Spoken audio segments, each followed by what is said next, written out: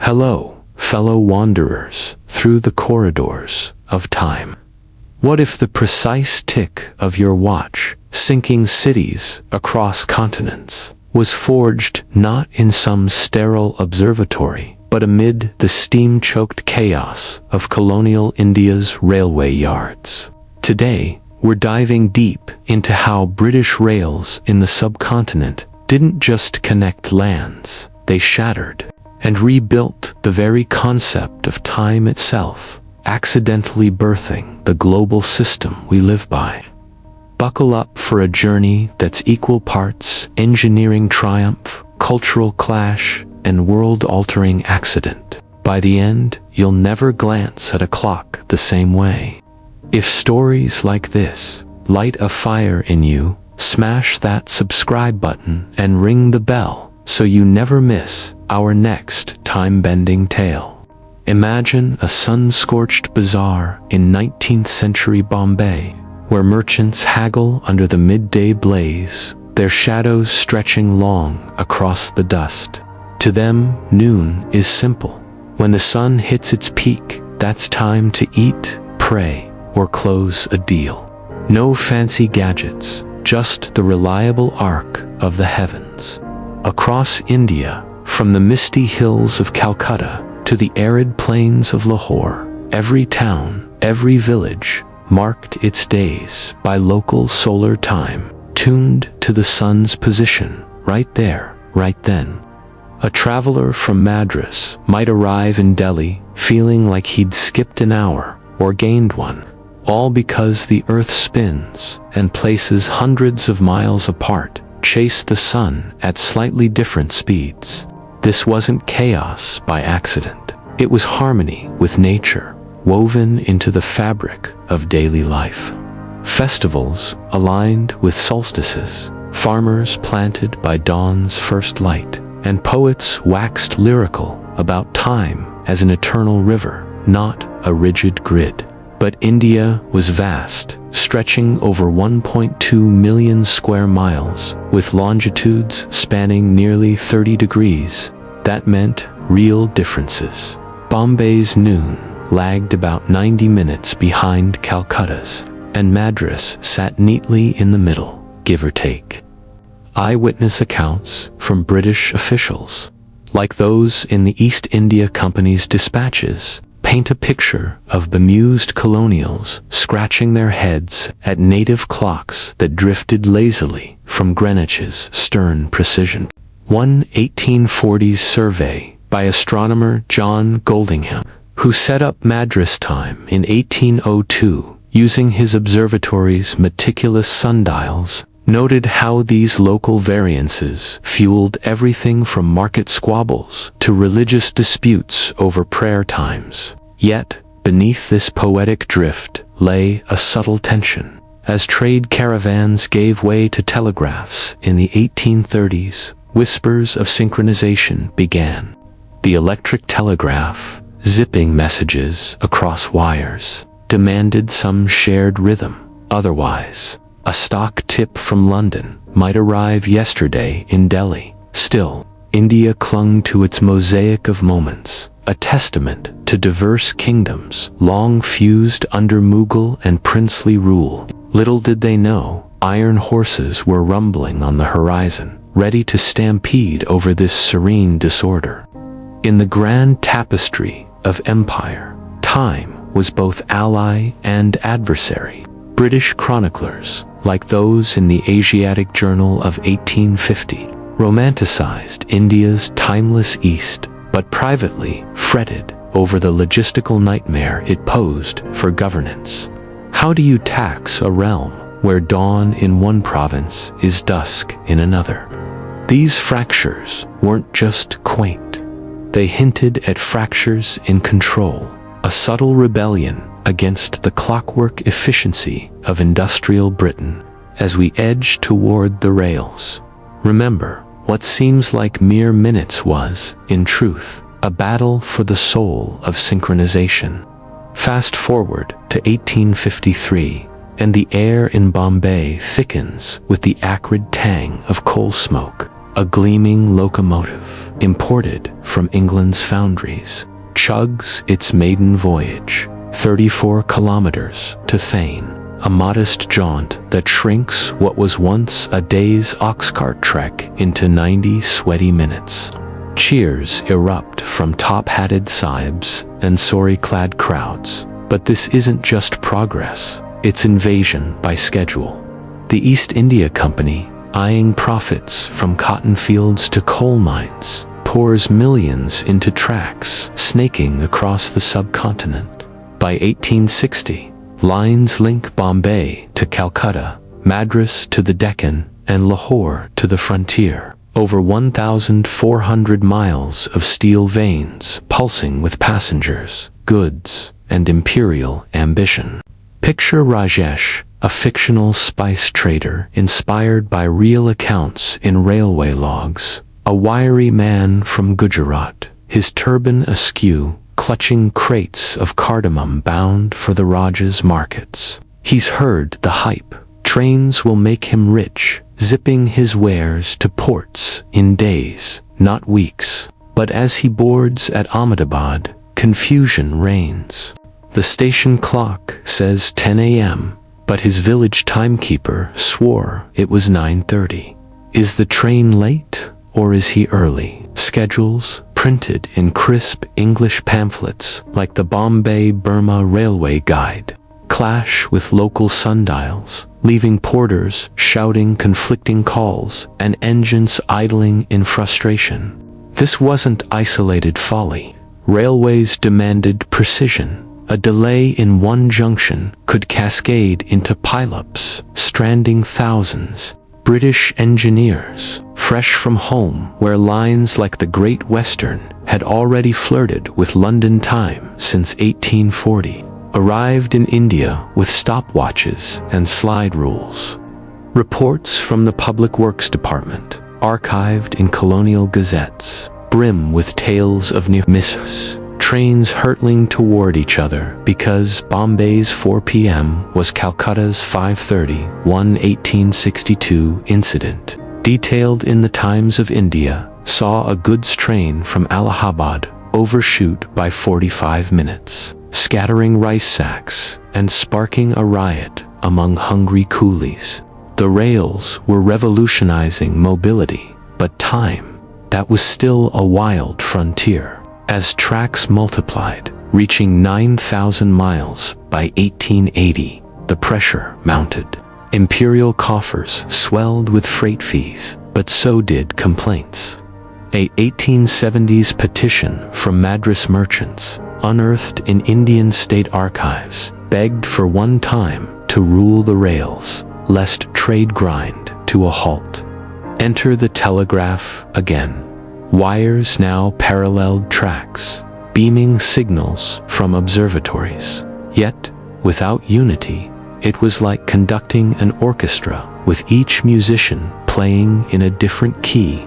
The revolution was here, but its heartbeat was erratic, pounding out a rhythm of missed connections and mounting fury. By the 1870s, India's rails hum like a fever dream. Whistles piercing the night, lanterns flickering against monsoon sheets, but beneath the glamour lurks pandemonium. Schedules in Newman's Indian Bradshaw, the era's Bible for travelers, list departures in a babel of times, local, solar, even company variants. A passenger from Pune to Bombay might consult 3 clocks at the platform, each whispering a different truth. Real stories abound. In 1874, as recounted in the Pioneer newspaper, a viceregal train from Delhi to Agra stalled for hours when guards disagreed on noon, forcing Lord Lytton to sip tepid tea amid grumbling aides. Emotional struggles grew, to families split by migration, workers escaping famines for factory jobs, reunited in chaos. With letters arriving days late due to unreliable telegraphs. Women like Lakshmi, a weaver's wife drawn from oral histories in subaltern studies, waited at remote halts, babies in arms, for husbands whose trains vanished into temporal voids. Colonial reports, like the 1878 Famine Commission transcripts, link these mishaps to deepened poverty, perishable goods, rotted en route, inflating prices, and sparking unrest. Rhetorical question for you: how do you build an empire on tracks that can't agree on when to run? Resistance simmered, not just from Indians, but Brits too. Local elites in Calcutta, proud of their Bengal time, saw railway edicts as cultural erasure. A 1880s debate in the Bengal Legislative Council, preserved in parliamentary papers, devolves into farce. One MP quips, "Shall we let iron horses dictate our sun gods?" Engineers, meanwhile, faced sabotage, clocks smashed, signals tampered, blamed on native superstition, but rooted in fears of lost autonomy. The chaos peaked in 1884, when a multi-line collision near Lucknow killed 20, per coroner's inquests. The verdict: time discrepancies. It was breakdown as catalyst, screaming for reform. Suspense builds, whispers in Simla's hill stations, where viceroys plotted over brandy, hint at a fix. But could one clock tame a continent's sprawl? As telegraphs hummed urgent pleas, the answer brewed in Madras's starlit observatory, where Goldingham's legacy waited to strike the hour. Dawn breaks over Madras in 1870, and in a squat observatory by the Bay of Bengal, a brass chronometer ticks with borrowed precision from Greenwich. This isn't just any clock. It's the heart of railway time, decreed that year for all Indian lines. Why Madras, geography's gift, at 80 degrees east? It splits the difference between Bombay's westerly lag and Calcutta's easterly rush, about 82.5 minutes ahead of GMT, a neat halfway house.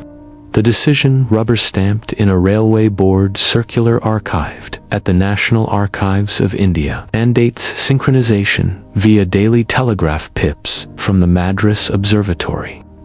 Suddenly, 4 p.m. means the same from Cape Comorin to the Khyber Pass, at least on the rails. Implementation was no smooth glide. Engineers like Robert Branson, a real figure from East Indian Railway logs, rode shotgun on test runs, stopwatch in hand, yelling adjustments to stokers. Stations sprouted dual clocks, one for local life, another for the iron behemoth. Timetables reprinted overnight, but old habits died hard. In Bombay, mill owners griped that Madras o'clock threw shifts into disarray per 1872 Chamber of Commerce minutes. Yet, magic happened. Trains arrived on time, goods flowed. And a merchant like our Rajesh now boards confidently, his spices arriving fresh. Subtle drama. One night in 1875, a telegraph glitch lost an hour across the network, sparking panic, false alarms of mutiny, until dawn reset the wires.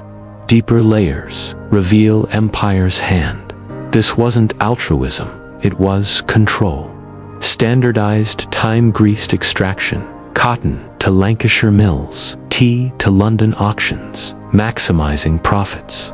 Academic dives, like Ritika Prasad's Tracks of Memory, highlight how it imposed time sense on colonized rhythms, turning fluid days into regimented hours. But Indians adapted slyly. Village bards spun tales of train ghosts haunting wrong-timed tracks, blending folklore with fact. By 1890, over 16,000 miles of rail pulsed to this beat, a mechanical heartbeat echoing Britain's own Greenwich triumph. Rhetorically, wasn't this the true conquest? Not swords, but seconds. As the century waned, Railway time proved its mettle, but cracks lingered. Cities like Calcutta clung to local variances until 1905, when a government edict, spurred by a 1903 conference in Simla, birthed Indian Standard Time, IST, 5 hours 30 minutes ahead of GMT, pegged to Allahabad's meridian. Adopted January 1, 1906, it unified rails, telegraphs, and post, yet Bombay's clocks ticked rogue until 1955. This evolution, a bridge from colonial fix to national pulse. Now, zoom out. Britain's Indian experiment doesn't stay confined to the Ganges. Engineers returning home carry blueprints not just for tracks, but for taming time itself. In 1840s England, railway time had nudged toward Greenwich Mean Time GMT, but India's scale, vast, diverse, tropical, supercharged the urgency. By 1880, as lines crisscrossed 3 continents under the Union Jack, the cry for global sync grew. Enter the International Meridian Conference, October 1884, in Washington, D.C. 41 delegates from 25 nations, including Britain's Sir James Lefroy, fresh from Indian surveys, hashing out a prime meridian. The air crackles with debate. Americans push Chicago, French tout Paris, but Britain's case, laced with Indian anecdotes, sways the room. Lefroy recounts how Madras time halved delays across 2,000 miles, averting wrecks and boosting trade, proof that meridian-based zones work. Protocols from the conference digitized on Project Gutenberg. Vote 22-1 for Greenwich as 0. The sun's path divided into 24 slices, each 15 degrees wide. India's shadow looms large, as one delegate notes in minutes. What the Raj achieved in coordination, the world must emulate. No coincidence. U.S. railroads had zoned in 1883, mimicking British Indian models. Waves spread. France yields in 1891, Germany in 1893. Even Russia experiments until 1919. In the empire, echoes ring, from Australian outback lines to Canadian prairies, all borrowing the one clock to rule them ethos. Lesser known, the 1884 vote ignored India's push for Ujjain's ancient meridian from Vedic texts, a snub highlighting colonial priorities. Yet, the irony delights. A system born of exploitation globalizes equity, letting Tokyo dawn greet New York dusk seamlessly. Imagine a 1900 telegrapher in Bombay, pinging London. Their shared time shrinks oceans, weaving an invisible web. This ripple, transformative. Wars, coordinated by zone. Aviators navigate skies. Your smartphone auto-adjusts on flights, all traceable to those fateful Indian rails. But, speculative twist, what if resistance had won? A polyphonic world, perhaps richer in rhythm, poorer in pace. Fast forward to 1947. Independence dawns, but time's scars linger. India inherits East, yet fractures persist. Calcutta sinks fully only in 1948. Mumbai in 1955, per post-partition records. Sardar Patel's integration push, as detailed in the print archives, cements one zone for unity. Despite Northeast pleas for a second, a debate raging today, with economists citing health costs of artificial dawns. Railways, now Indian-owned, span 68,000 miles, their clocks ticking IST without irony. Legacy whispers in subtleties, punctuality as virtue, born of those enforced hours. Bollywood films romanticizing late trains as fate's jest. Globally, 40 zones nod to 1884's blueprint, But anomalies, like India's half-hour offset UTC, plus 5:30 Echo Madras's midpoint math, environmentalists now question it. Daylight savings trials in the 1940s flopped amid cultural pushback. Emotional close. That merchant Rayesh's descendants, they board Van Borat expresses, on time, connecting a nation his era dreamed of. Yet, mysteries beckon. Did Vedic astronomers foresee this? Ujjain's zero meridian, per ancient texts, hints at lost primacy. And today, as climate shifts sun paths, will zones fracture anew? Ponder. In our hypersensed world, have we gained efficiency or lost the sun's wild poetry? So, from fractured sundials and bazaars to the Greenwich grid governing gadgets, Indian railways didn't just lay tracks, they rewired reality, turning temporal chaos into coordinated cosmos. Key lessons. Innovation often stumbles from necessity, empires unwittingly gifting frameworks that outlast them. Mysteries remain. How might a multi-zone India have reshaped us? Drop your thoughts below. What's the wildest time travel tale you've lived? If this bent your brain in the best way, like, comment, subscribe for more unearthing of history's hidden gears. Until next time, keep questioning the clock. It's later than you think. Thanks for journeying with me.